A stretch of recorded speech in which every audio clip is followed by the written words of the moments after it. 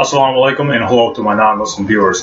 Today I'm going to be making a video refuting David Wood's video, Are There Scientifical Errors in the Quran?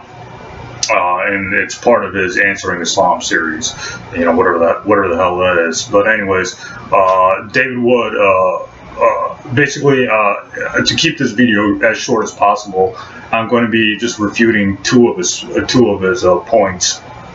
And these are main arguments that critics of Islam and the Quran bring up.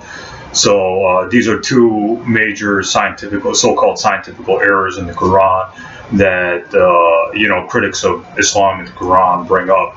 So I'm going to be refuting them right now. So what is the first argument?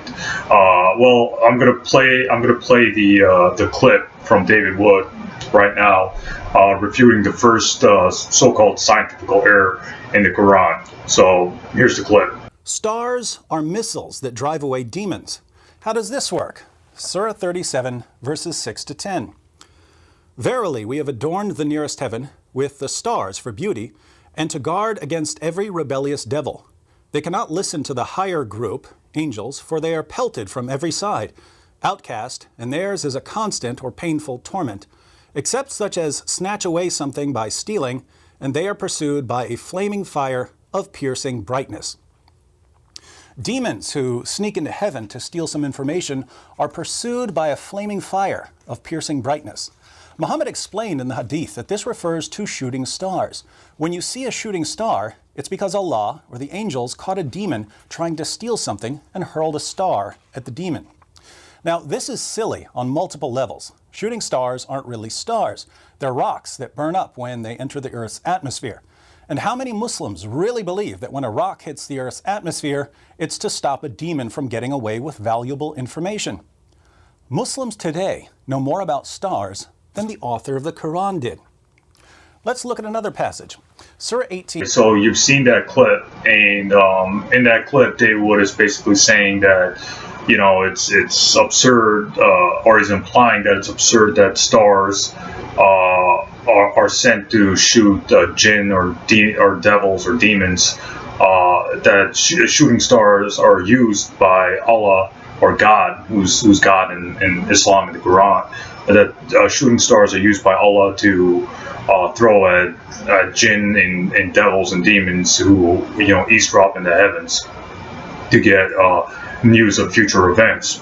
And he cites various Quranic passages.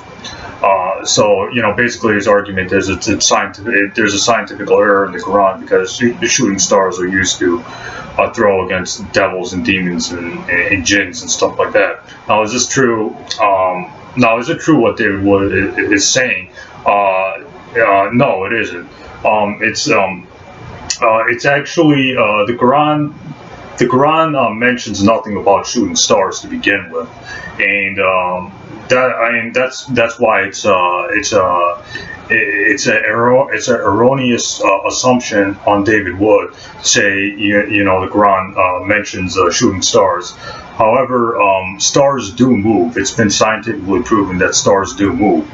If stars are moving, can't they be moving to be used as missiles to drive out devils or demons? I mean, in a world where God exists, in a world where the supernatural exists, and David Wood is a Christian, he does believe in the supernatural. Like the New Testament mentions Satan, demons, and all that, and angels and stuff like that. So the supernatural. So David Wood has to accept the supernatural if he's a Bible-believing Christian, which he is. He has to accept the New Testament and the Old Testament. He can't get rid of either. So, anyways, the stars. It's not impossible to say that the stars are used as missiles to fling against jinns and devils and demons. It's not impossible to say that. So he's just David Wood's just desperate to use anything against the Quran. So these things are beyond science, which Islam does teach that such things are against science. So in a world where the supernatural exists, in a world where there's God and stuff, God can certainly use shooting stars to drive out devils and demons. That's not impossible. So that's the first major argument he was bringing forth. Let's look at the second so-called scientifical error in the Quran, in the Hadith. So here's another clip. Verses 83 to 86. And they ask you about Dhul Qarnayn. Say, I shall recite to you something of his story. Verily, we established him in the earth, and we gave him the means of everything. So he followed away, until, when he reached the setting place of the sun, he found it setting in a spring of black, muddy, or hot water, and he found near it a people. Dhul Qarnayn was apparently Alexander the Great, but whoever he was, the Quran says that he traveled so far west, he found the place where the sun sets. The sun sets in a muddy or warm pool. Modern Muslims are embarrassed by this passage, so they say that what it really means is that Dhul Qarnayn saw the sun's reflection in a pool, and it appeared to him as if the sun was setting in a pool. This obviously isn't what the text says, but it's important to note that Muslims who want to explain the passage this way are claiming to understand the Quran better than Muhammad, because Muhammad himself claimed that the sun sets in a pool. Let's read Sunan Abu Dawud 4002. This is a Sahih narration. It was narrated that Abu Dar said, I was riding behind the Messenger of Allah while he was on a donkey, and the sun was setting. He said, do you know where this sun sets? I said, Allah and his Messenger know best. He said, it sets in a spring of water. So the Quranic verse David Wood cites is the Quran chapter 18 verse 86, where it says, until when he meaning Zulqarnain, reached the setting of the sun, he found it. The Arabic word is wajada. It's set in a spring of murky water, and this is the Quran chapter 18 verse 86. So David Wood and other critics, since David Wood just plagiarizes off other critics, the verse clearly says that the sun sets in the murky water, and needless to say, it is a blunder. And so basically David Wood's argument is that this is a blunder and this is a scientifical error, and it proves that the Quran is not the word of God, because God wouldn't have made such a, big scientifical error in the Quran, or God would have been ignorant about sunsets and sun rising and stuff. Now, what is the Arabic word used by the Quran? In the Abdullah Yusuf Ali translation, the word he translated as found is wajada. This word is used to describe the perception. According to Edward William Lane's Arabic lexicon, like Arabic dictionary to see, what words mean and stuff. According to his lexicon or dictionary on page 2924, that word means to perceive. The Arabic word wajada means to perceive. That means he saw or he perceived the sun setting in a muddy pool or a black muddy pool or a spring of murky water. So the Arabic word wajada refers to perception through any one of the five senses. So Zulqarnain saw it. It doesn't say that the Quran says that the sun is setting in a murky spring. So the Quran uses wording from Zulqarnain's perspective, like his seen perspective.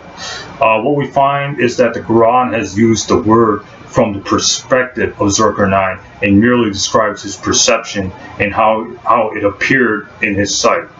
And the description is very valid, and I'm sure that is how sunset actually seems.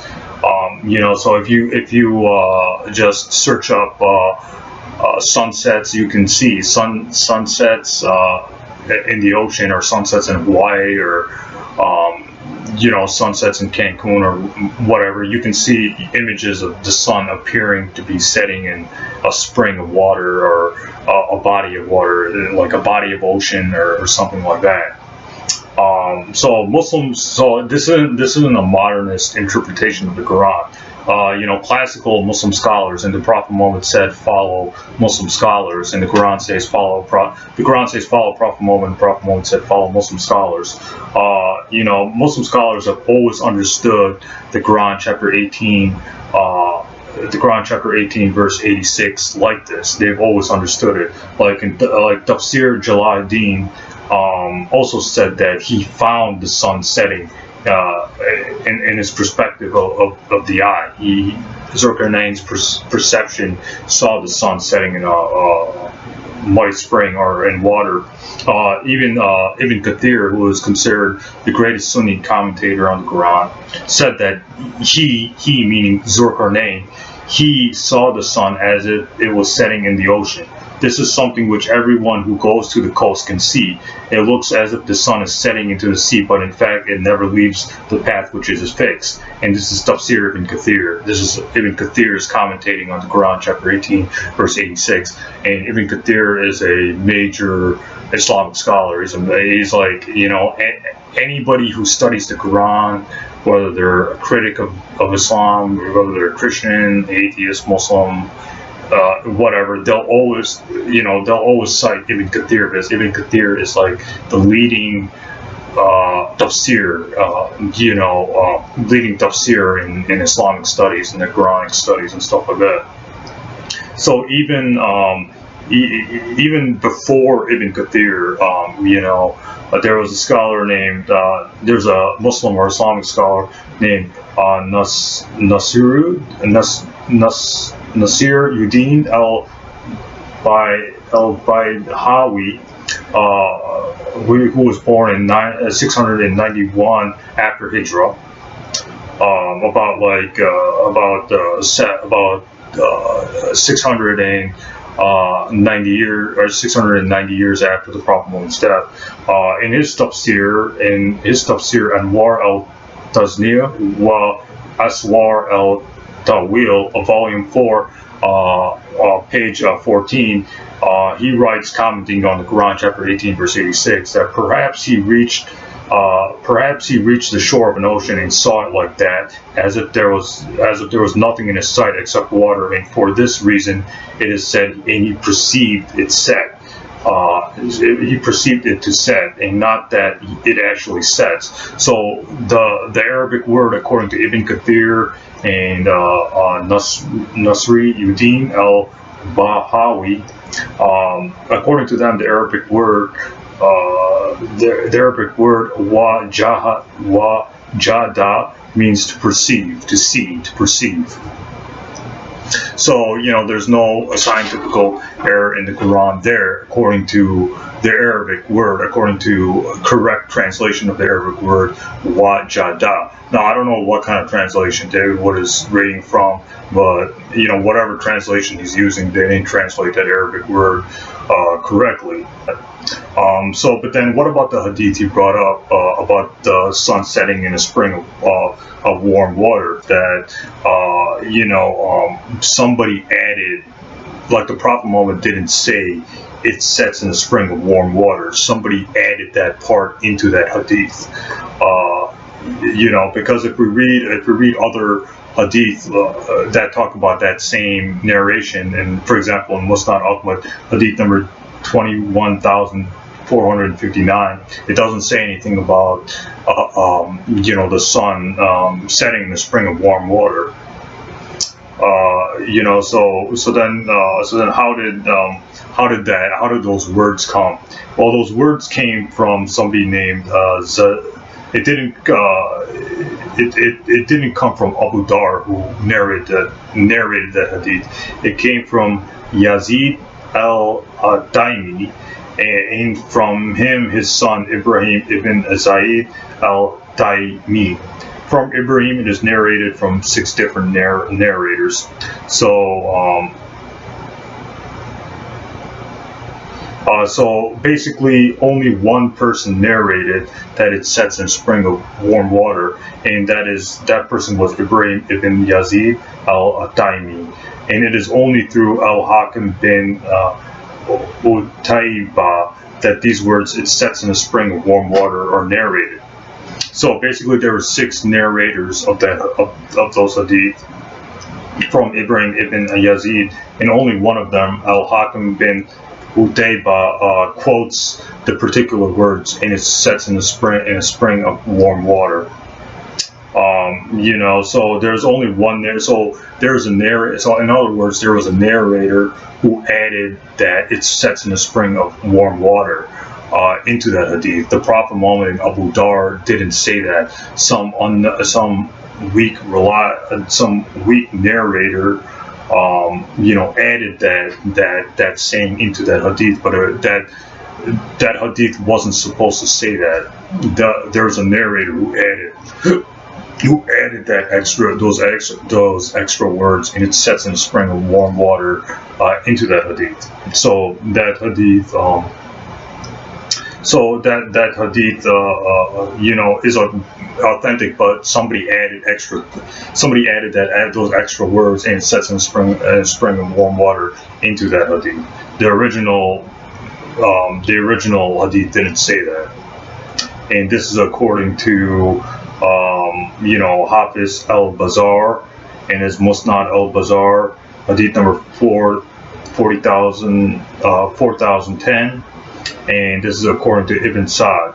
Ibn Sa'd, volume 7, page 227, and Ibn Salah also agrees with this in his introduction to the hadith, page 5.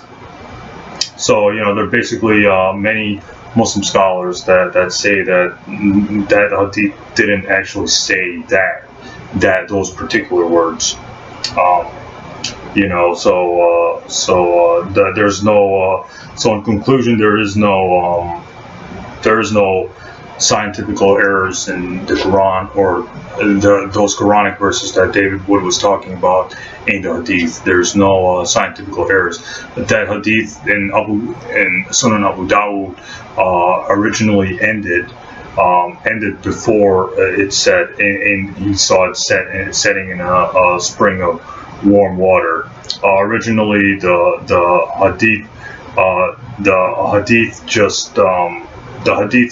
original hadith, the correct wording of that hadith is found in Musnad Ahmad, hadith number 21,459, where it says that the sun sets, the sun prostrates before Allah, and this is also found in Sahih al-Bukhari.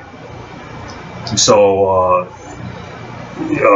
it's found in Sahih al-Bukhari and Sahih Muslim. So the correct wording is it sets under the throne of Allah.